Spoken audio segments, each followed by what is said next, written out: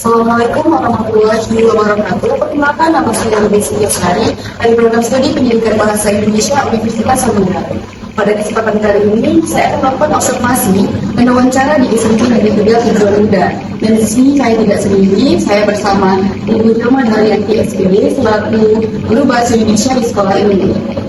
Sebelumnya, Bu, saya sudah mencari informasi mengenai buku ajar yang digunakan dalam pembelajaran bahasa Indonesia di sekolah ini. Selain itu, saya juga tertarik untuk mengangkat tema pasca banjir bandang karena merupakan pengalaman nyata yang dialami oleh siswa. Saya berharap pengalaman tersebut dapat dijadikan sebagai konteks pembelajaran yang dekat dengan kehidupan siswa sehingga pembelajaran itu bisa menjadi lebih menarik dan menyenangkan.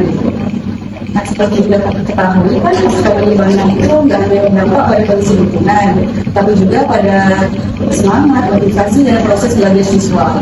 Oleh karena itu, melalui wawancara ini saya ingin mengetahui kondisi dan kehidupan siswa di sekolah ini, agar saya dapat menentukan juga pendidikan yang paling sesuai. Untuk itu, Bu, saya ingin mengajukan beberapa pertanyaan. Yang pertama itu, setelah terjadinya banjir bandang, apakah Ibu melihat adanya pengaruh terhadap semangat, motivasi, ataupun proses belajar siswa di kelas? Setelah terjadinya banjir bandang, siswa itu banyak sekali mengalami seperti minat belajarnya menurun, ya kan?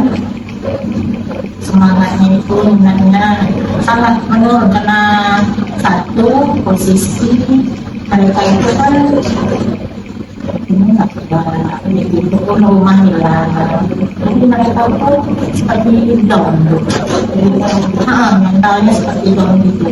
Jadi mestilah kita para guru untuk meningkatkan minat belajarnya itu harus kita bina supaya orang itu mau belajar.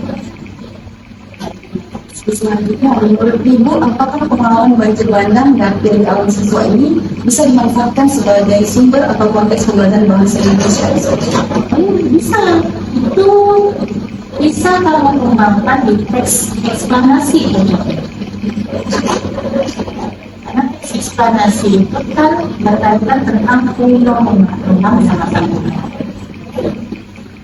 Lalu dari materi seperti teks rekon, deskripsi, atau prosedur, materi mana yang paling sulit dipahami siswa dan apa sih kendalanya yang dialami?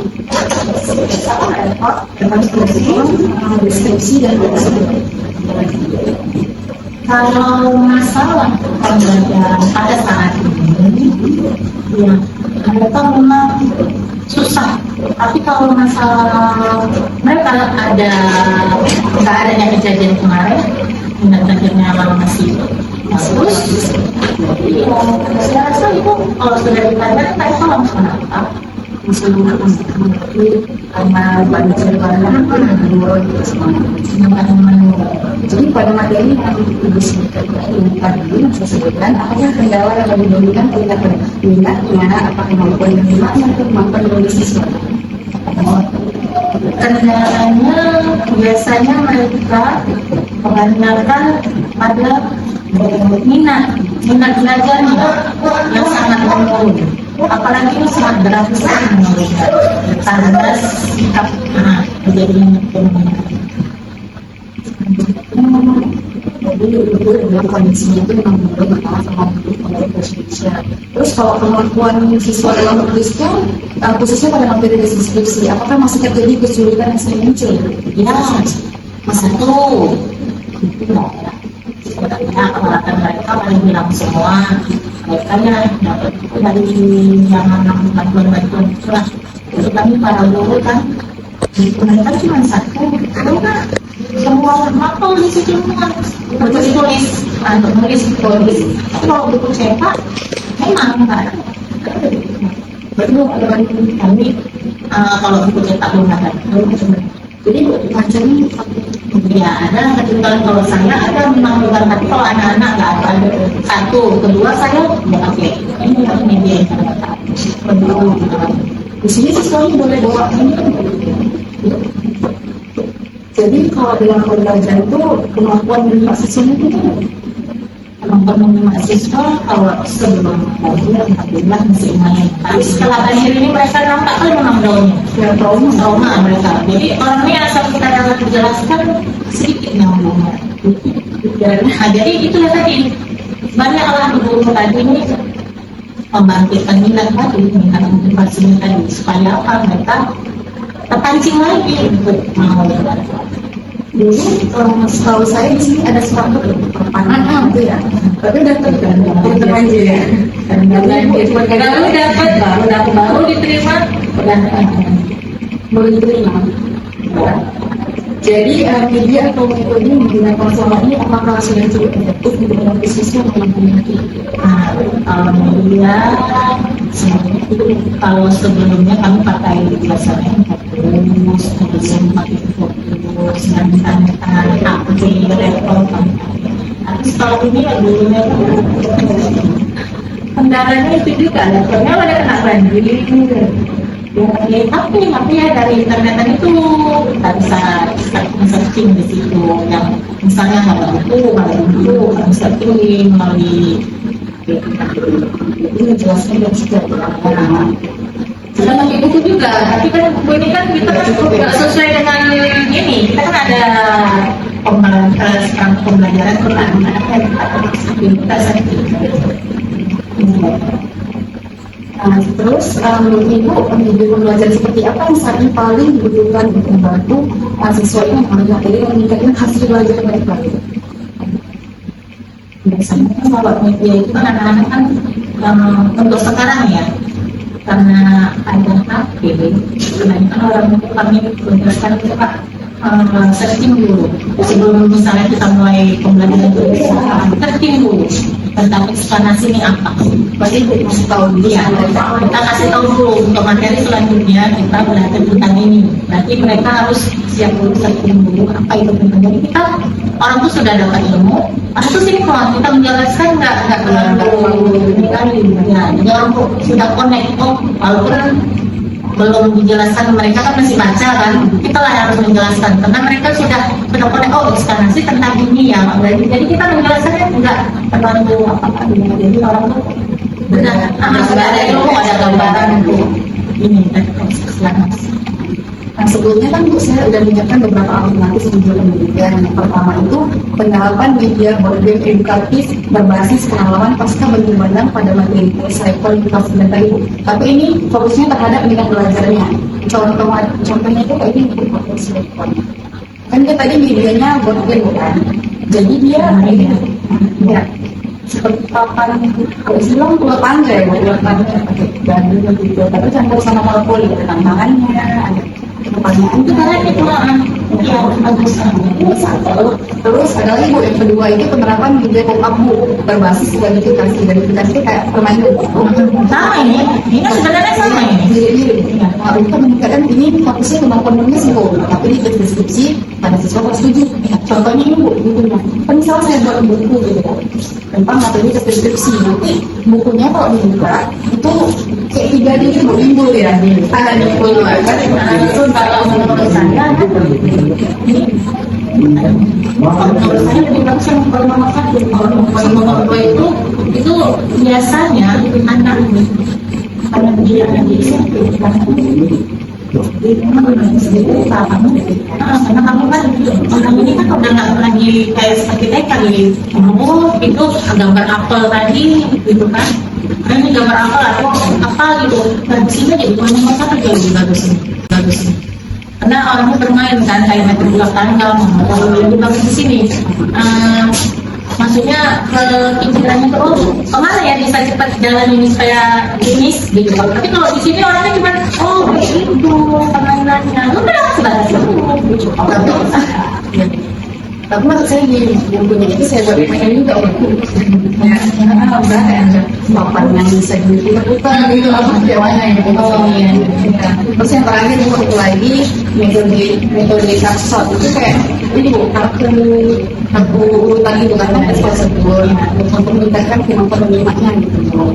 Jadi menurut Ibu dari buku itu mana yang paling cocok untuk siswa di sini dari yang ada poin tadi ya?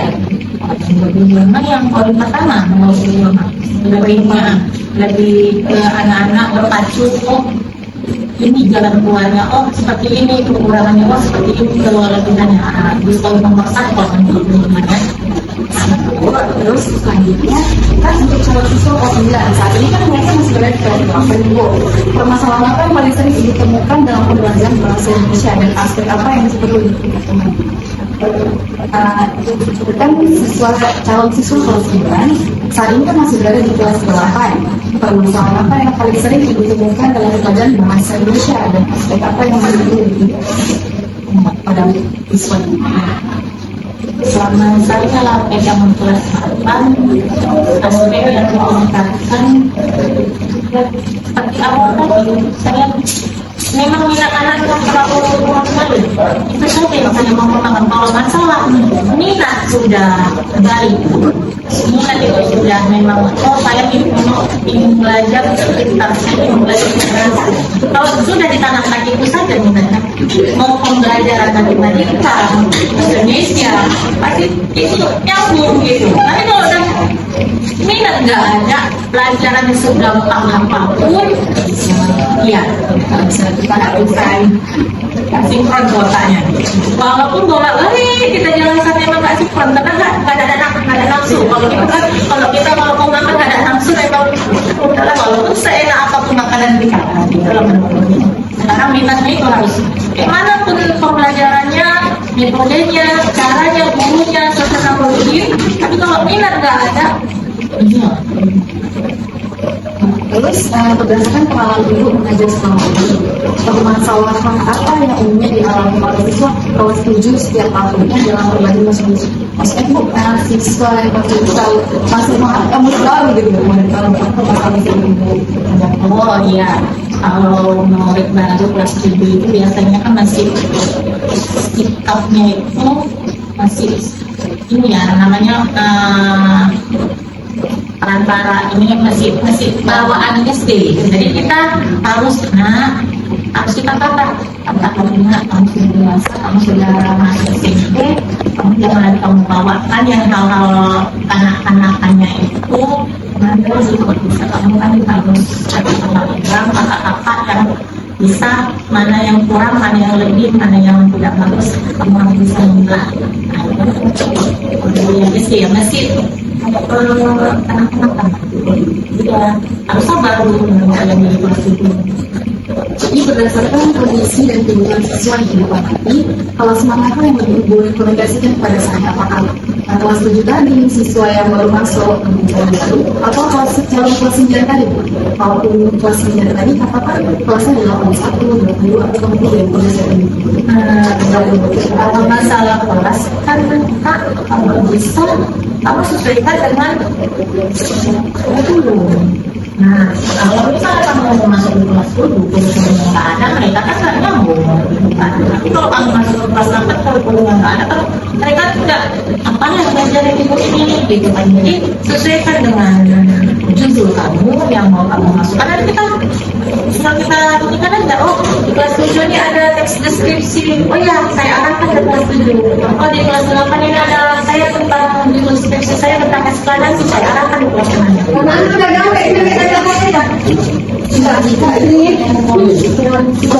Putri Mega